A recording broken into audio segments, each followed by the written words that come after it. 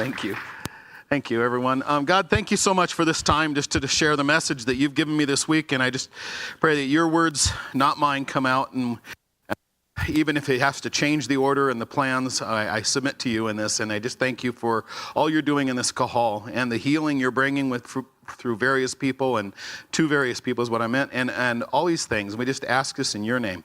We praise you for it. Amen. All right. Go maybe seated. Yeah, so let's start with a little bit of review from last week because we're going to tie into that a little bit. And we're going to echo some of the things that have already been said, and even though it wasn't really planned that way. But last week we talked about deliverance comes out of great trial. Now, obviously, if you're not in a significant trial, what do you need to be delivered from, right? But it's those times when we can have an opportunity to cry out to God. And we can start to ask God, what are we doing wrong? What are we not surrendering to you in our lives? And we need to turn back. But truly being delivered is to be restored into wholeness, the original plan Yeshua had for our lives. Sometimes we can see partial victories. We can see healing in one area, but there's other areas where we haven't allowed God in.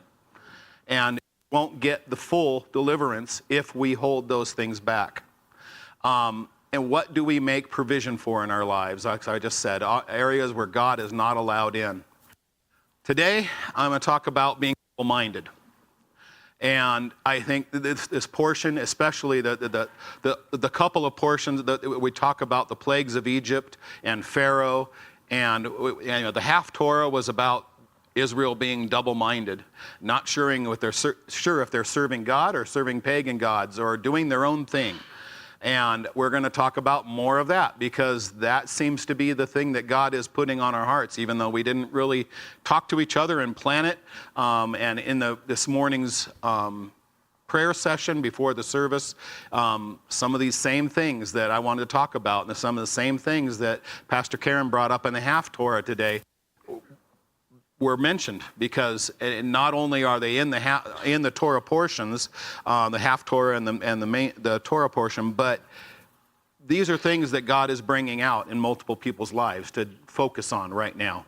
Because we can all read the portions and each get something different out of it. But when we all start pulling the same thing at the same time, that's a confirmation that there's something God has for that. I also wanted to say that this message today, I'm hoping it will speak to a lot of you, but it's for me as much as it is for you. I was reading this and God was talking to me and saying, that, okay, you need to be asking these questions. You need to be putting these things right. You need to be asking what areas in your life you have not surrendered. And I'll talk about that a little more in a little bit. First, I want to set the scene a little bit of what we're talking about.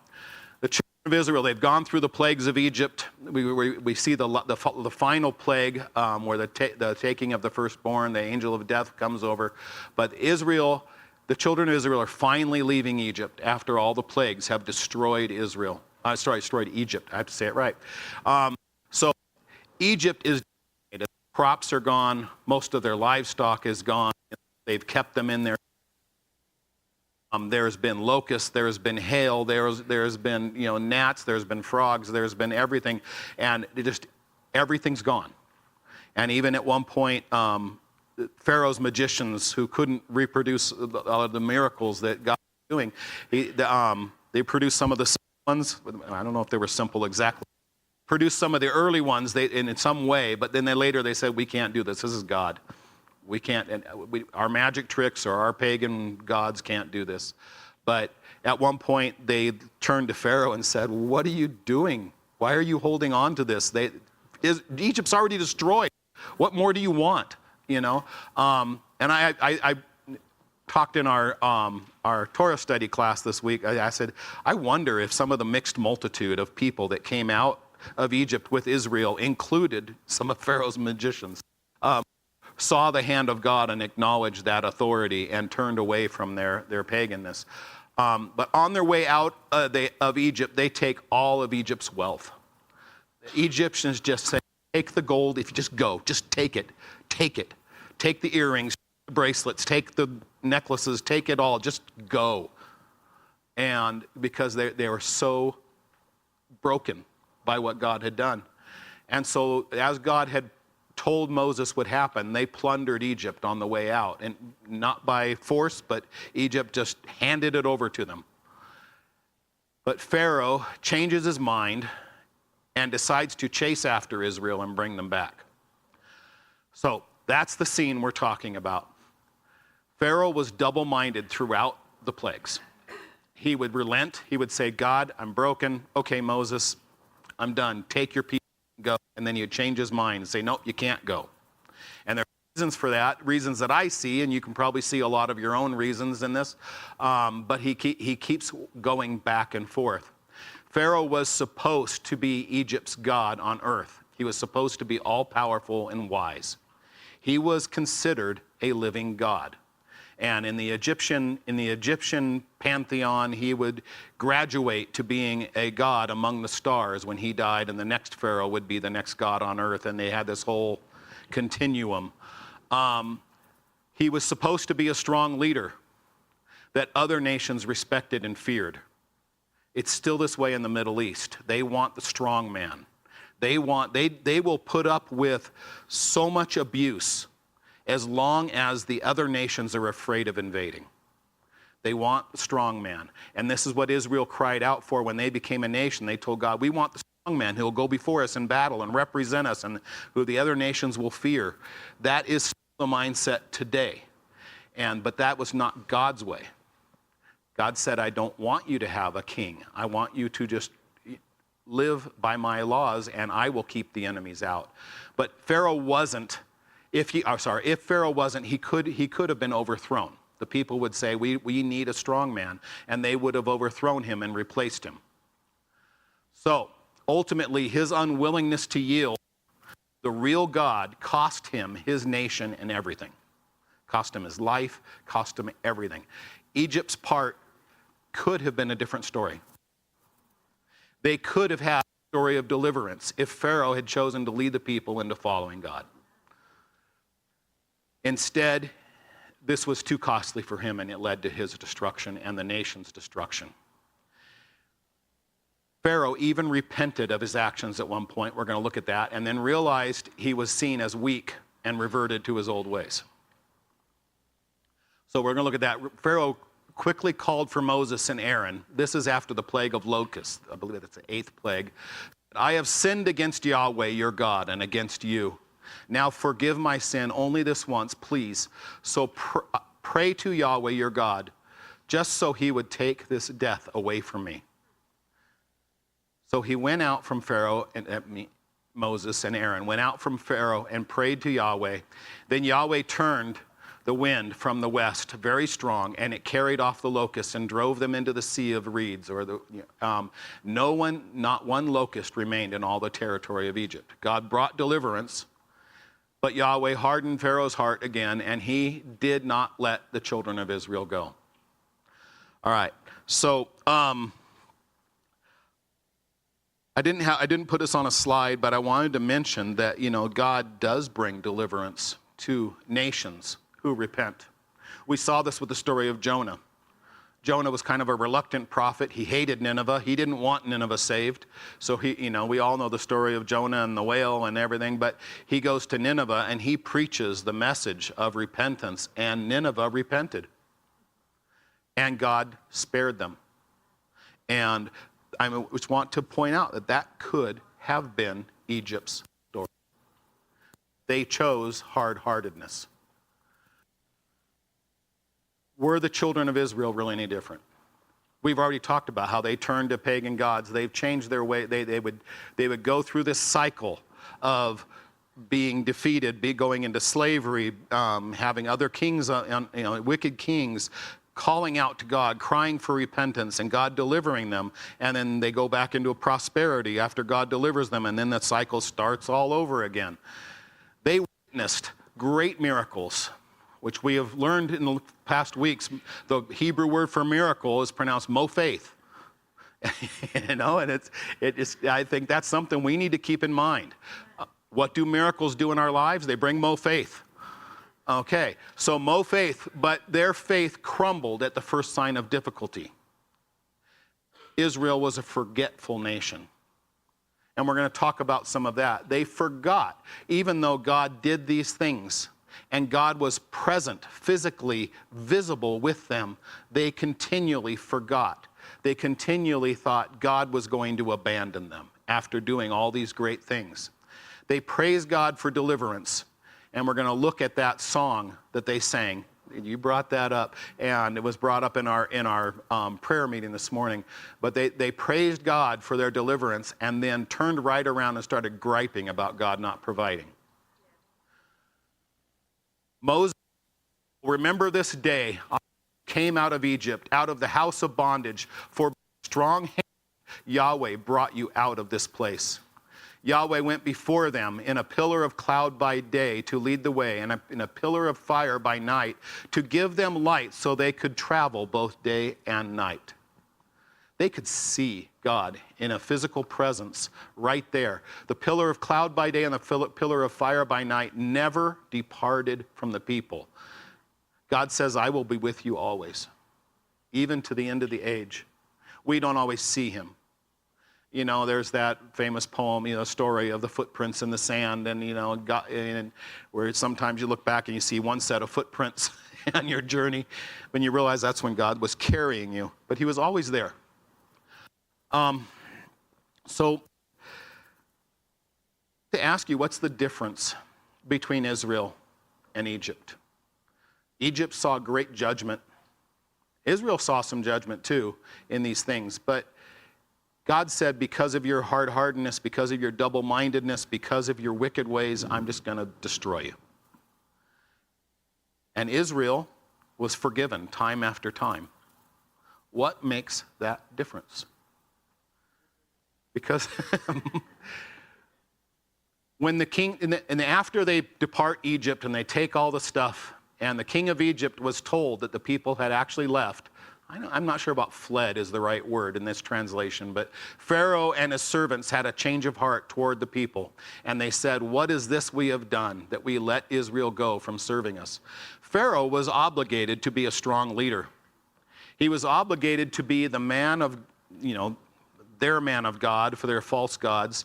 He was obligated to be the one that the other nations feared. He was obligated to know what to do in a situation. And here he is in a situation where he's losing and losing and losing and losing and losing again.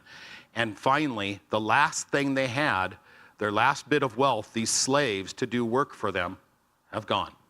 And they've taken all the gold with them. And Pharaoh's going, oh my gosh, I've got to turn this around. What have I done? So he prepared his chariots and took his people with him. He took 600 of the finest chariots along with all the other chariots in Egypt and captains over them. Yahweh hardened the heart of Pharaoh, the king of Egypt, so he pursued the children of Israel. For the children of Israel went out with a high hand. High hand means in victory and strength, believing that you're going to do well. It's not with your head down. It's like marching in victory.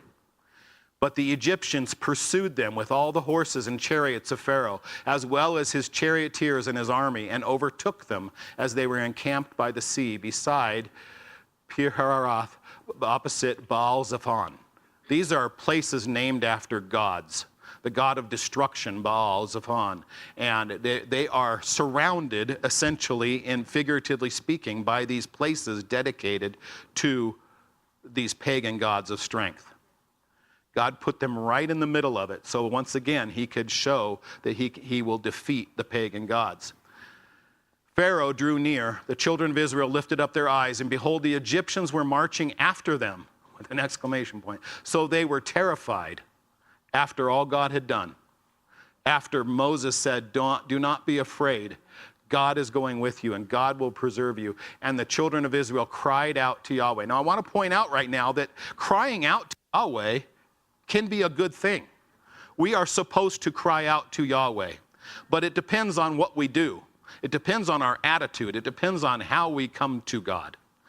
Then we see they said to Moses, have you taken us away to die in the wilderness because there were no graves in Egypt? Is that the right way to be crying out? Why have you dealt with this way with us to bring us out of Egypt? Did we not say to you in Egypt, the part of their double-mindedness, let us alone so that we may serve the Egyptians? Now, the whole reason God brought them out right now is because he heard their cries for help. The Bible often says that God remembered the children of Israel, or God finally heard their cries. That's like kind of an anthropomorphizing of God. God never forgot his promise. God never was not aware of what was going on. But from man's perspective, God turned his attention to them. And that's the way it's written, often like interpreting God's actions as if he was a man sometimes. But it was better for us to serve the Egyptians than to die in the wilderness. How is that double-minded? How is that going against God, forgetting what God has just done, all the plagues, and delivering them and giving them the wealth on their way out? And suddenly God's abandoned them. But Moses said to the people, don't be afraid, stand still and see the salvation of Yahweh. That word in Hebrew, the salvation of Yahweh, is Yeshua. Stand still and see Yeshua. And that's a whole study in and of itself to blow your mind. That how many times throughout the Old Testament it points to Yeshua. And we do that in our Taylor's Torah Tidbits that Pastor Curtis put together many years ago. Continually says, do you see it pointing to Yeshua? Look at this. It's pointing to Yeshua, which he will perform for you today. Have you seen the Egyptians? You have seen the Egyptians today, but you will never see them again. Not once. How's that for a promise? How's that for mercy? That these people just forgot what God did, just turned against God, and Moses, his representative, his prophet, leading them out of this, and they've turned against him. But how's that for mercy? Don't worry. Sit still and watch it. Yahweh will fight for you while you hold your peace. Hold your peace. Stand still. You don't have to do anything. You don't have to even let your heart rate go up. Just sit and watch. The people of Israel weren't committed to following Yahweh. And we think of them as the chosen people. But continually throughout their history, they rejoiced after God delivered them. They said, you are our God. We will make covenant with you. We will do all the things you have said for us to do. And then they turn around and start sacrificing to other gods. And they start allowing the pagan ways back in. And they start syncretizing their beliefs with the pagan beliefs. And God starts bringing judgment again. They weren't committed to it or to following Moses, who was God's prophet at the time, nor were they convinced that God wouldn't abandon them. The pagan gods were always needing to be appeased. You had to make them feel good, make them be happy so that they would do what you wanted. And you would give them a big sacrifice, and then you would ask them what you wanted. God did ask for sacrifices, but it wasn't saying, make me happy and then I'll listen to you. It was yourself right. And when you come in right order with me, when you align yourself with me, when you do the work to erase things that you have done and you have turned away from your ways, I will heal you. I will bring you back. I will deliver you. But the sacrifices were meant to be essentially a literal picture of where your money is, your heart will be also. Wealth was in flocks. Wealth was this was their sustenance. Giving an animal to God meant you're giving up something valuable. You're having to pay a valuable price. Now there's the blood, there's all the different things we could go into, but essentially you're paying a costly price for the things that you have done in order to make it right. You are paying for a redemption. They were just as double-minded as Pharaoh. But God was more merciful to them. And that's what I want to talk to you about in large part today. The people of Israel, they witnessed an amazing miracle that was supposed to bring more faith. and they witnessed miracle after miracle. Be mo faith, mo faith, mo faith, right? But they cross the Red Sea and watch as Pharaoh and his army are destroyed, while they don't have to even get their heart rate up, other than walking across the Red Sea, right? Taking all their animals and stuff across. But they watched as God did all the work. God destroyed them. That Pharaoh played right into the hand so that they would be in the middle of the Red Sea when the waters came back over and destroyed them. So then Moses led the children of Israel, led Israel onward from the Sea of Reeds. They went out into the wilderness of Shur, but they traveled 3 days. 3 days. I want you to focus on 3 days after the mighty miracle of crossing the Red Sea and the wilderness and found no water. What do you think happened?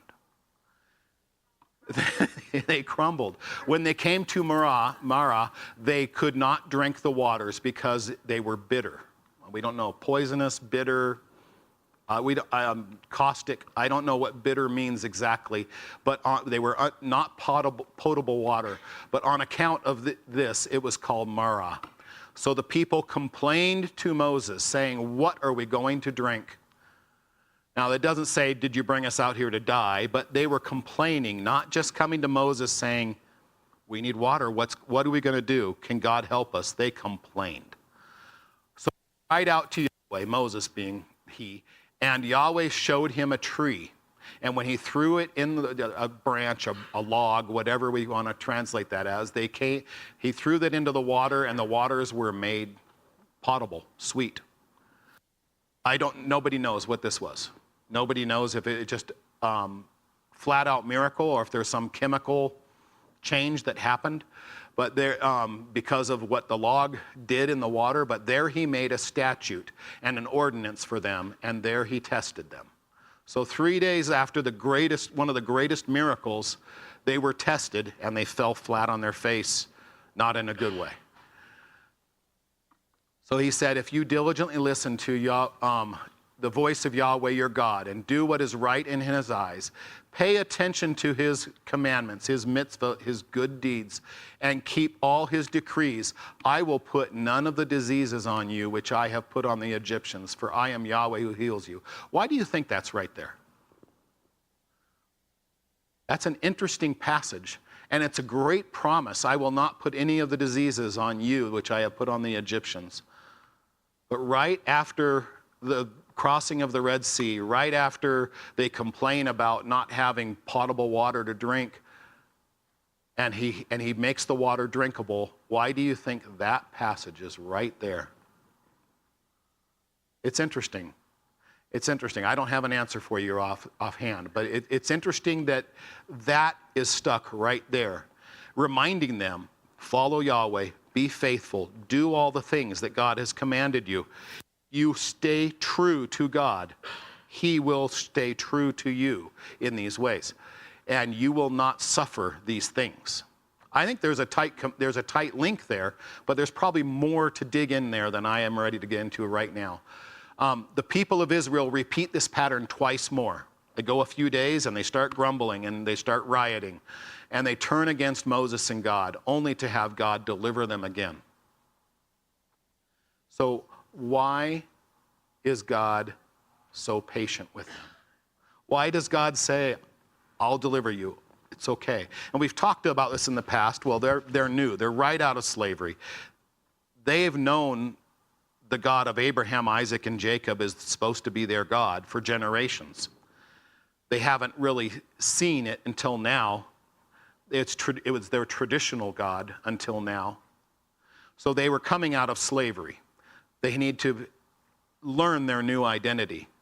And Pastor Wendy talked last week about how God describes it as he brought his army out of Egypt.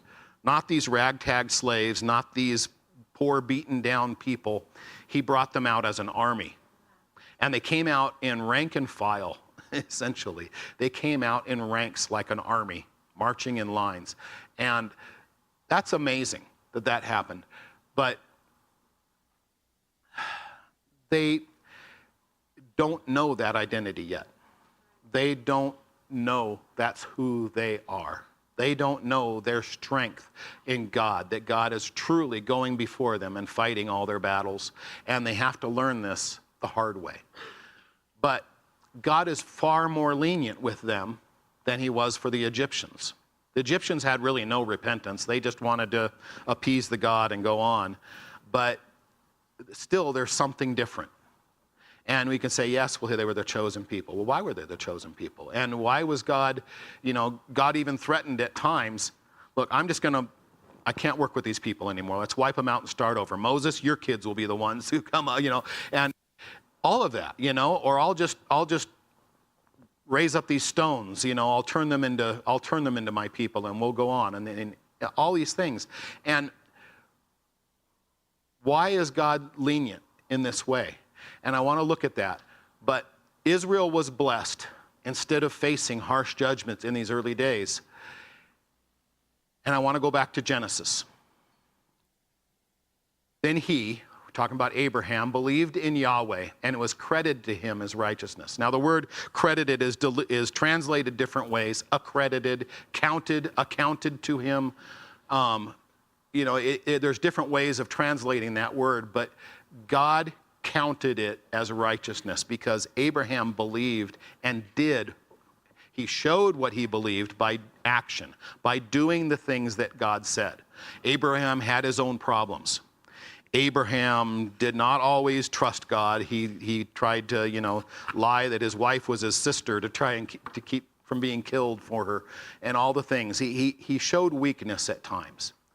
But when God told him, I want you to leave and go to a new land, he did it.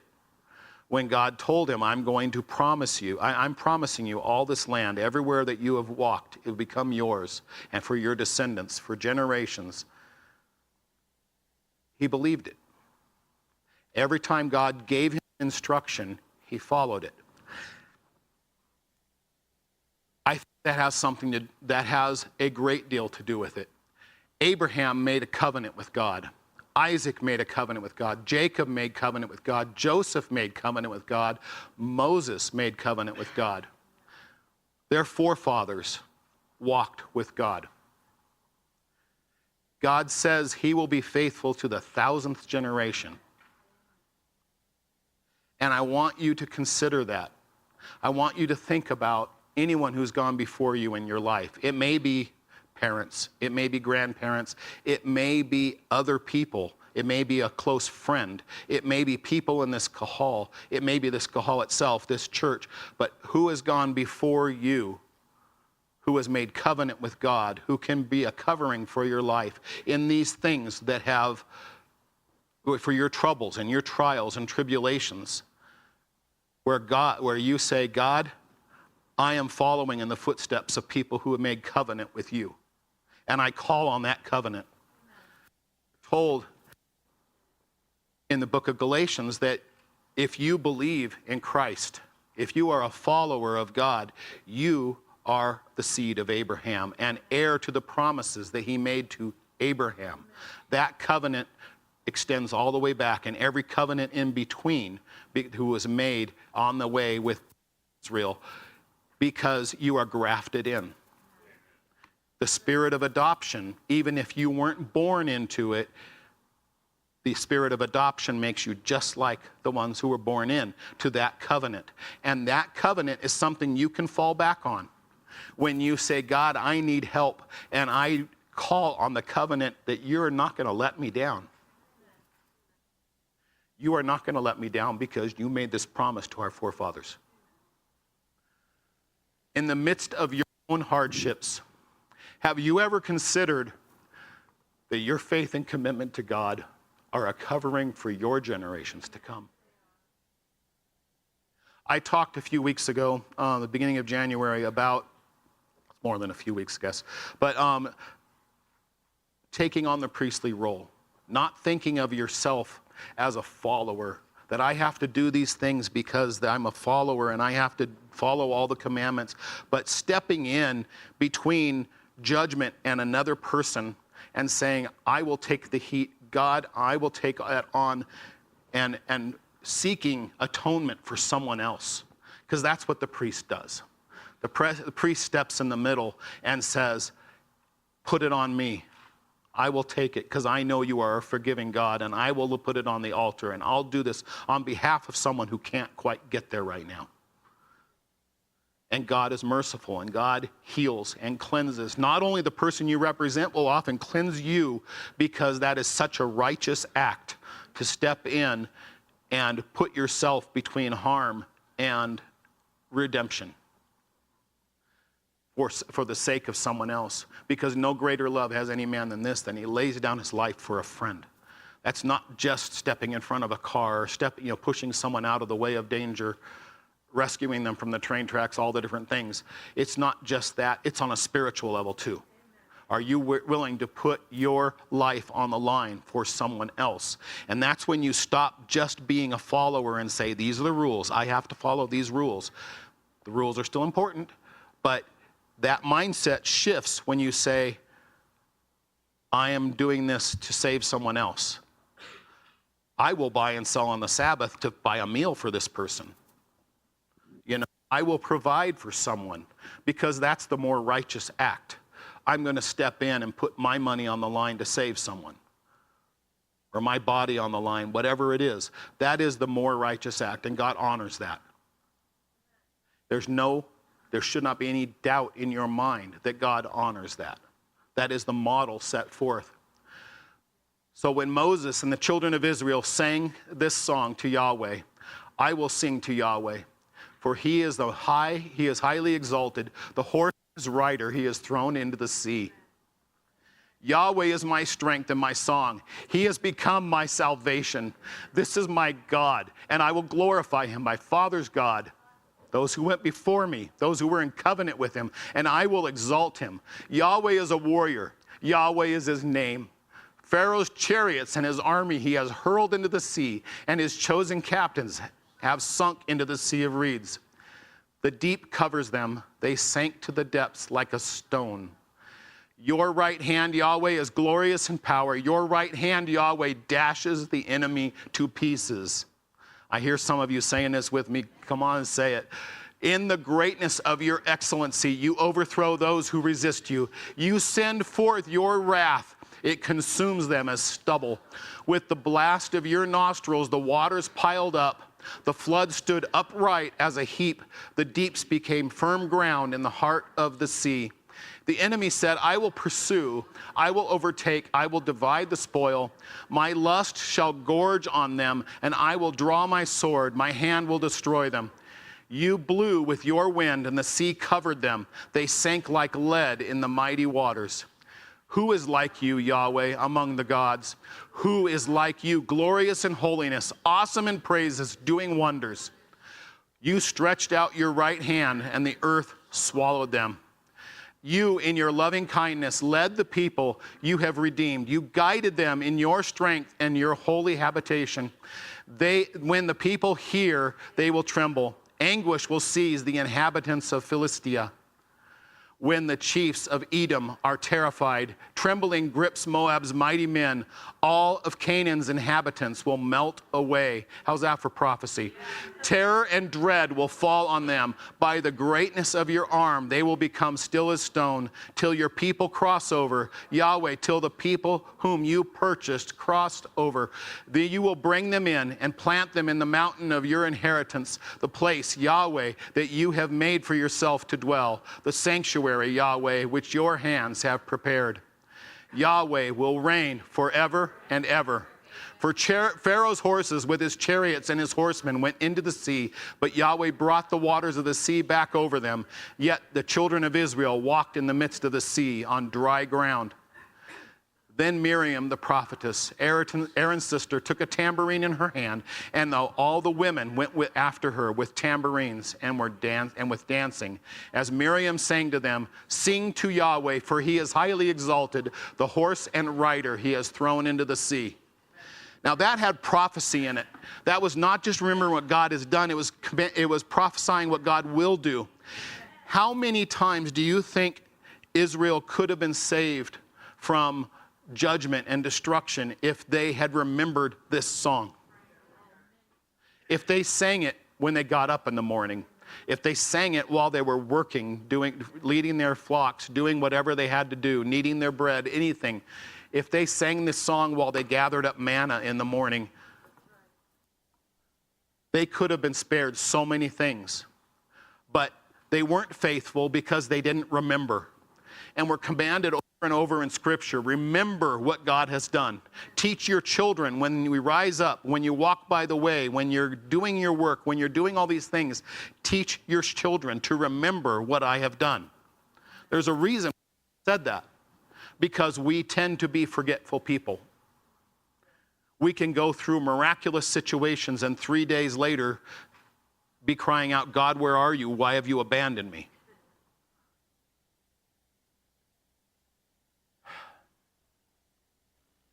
So what has God done for you in the past? Can you testify to that? Are you ready at a moment's notice if someone asks you about your faith to testify what that means? Why you believe? Do you know the story of your father, your grandfather, if they walked with God, if they had a deliverance from God? Do you know the stories of other people in this kahal? The victories that they've had, the things that God has helped them overcome. Do you believe he'll be faithful now? Do you believe that if you follow his ways, that you will provide redemption for generations to come? Do you really honestly believe that? And does that change how you react to things today? Do you have your own song of deliverance? We should. Whether we have it in a, we can play it on a guitar or not, whether we can sing about it, but the song is a testimony. Do you have your testimony of deliverance? Do you have a vision of what God has you going to? What he is going to bring you into in deliverance, in redemption, in promises? Do you speak those out? Do you remind yourself on a regular basis what those promises are? Say, oh yeah. Yeah, you were. I heard you. Took me a second. Do you have a testimony to share with someone who needs more faith and deliverance? How important is that? Is that the priestly role, to find someone in crisis and share faith, share your miracle, and give them more faith? That is the priestly role, and that is what you are called to. You are not called to just be a follower, to be someone who adheres to the rules and comes and warms a seat every week. You are called to more than that. You are called to stand up and rescue someone out of their bondage. That is your role. And I don't know if you see it yet. If you're like the children of Israel who don't know that they're an army yet, they think they just came out of slavery and they don't know what's going to happen. But you are an army. You are priests. And when you walk in that role, and when you believe that's your role, your life will change. And if you are struggling for deliverance out of something, whether it's medical, mental, emotional, familial relationships, all of the relationships that have gone sour, anything, if you are struggling with these things, remember who you are. Cry out to God the right way. Cry out to God and say, you have delivered me from this, this, this, and this, and I know you're going to deliver me now. How much different can our lives be if that is our attitude, if that's our first reaction? I want to read from Psalm here. Psalm 77 says, you hold my eyelids open, keeping me awake. I'm restless at night. I am so troubled, I cannot speak. I ponder the days of old, the years long ago. In the night, I remember my song. I meditate with my heart, and my spirit is searching. Will Yahweh reject forever and never again show favor? How's that for a struggle in the night? Has his mercy vanished forever? Has his promises come to an end forever? Because that should be have. But has God forgotten to be gracious? Or has he in anger withdrawn his mercies? Then I said, it wounds me that the right hand of Elion, God Most High, has changed. I will remember the deeds of Yahweh. Yes, I will muse about your wonders of old. I will meditate also on all your work and consider your deeds. In the midst of your hardships, can you remember your song of deliverance? Yeah, that was my last one. Sorry, I went one too far. So I want you guys to think about that. I want you guys to ponder that. I want that to ring in your minds. What is your song of deliverance? You know, I used to think as a teenager, there was a joke about, you know, everyone has their theme song, and there's the, you know, there were even, I think, commercials or shows that had like the guy walking behind someone with the boombox playing their theme song for them. You know, you pay the guy to do this. What is your theme song? I have had some theme songs in my life. A couple of them, you know, most of you know my first wife died of breast cancer. I lost her, and I wasn't sure what God was doing. I had cried out to God so many times for healing. We had done everything we could. Sometimes that's God's will. Sometimes you have to submit to it's the time. And I've wondered, was she rescued? Was she spared at the height of her faith to be spared from a crisis of faith later on that would have taken her down? I don't know the answers. I'm going to ask God someday. But there were a couple of theme songs in my life, you know, and one of them was, a couple of them were, you know, Johnny Cash songs, you know, but you know, about losing the person he loved and not knowing why it's happened, but also believing that there's something more to come. And that was my song for a while. But do you have a song that's straight from God, that speaks to God? Do you believe? Do you really believe that God has been faithful and will be faithful? And that's all I want to leave you with. Thank you.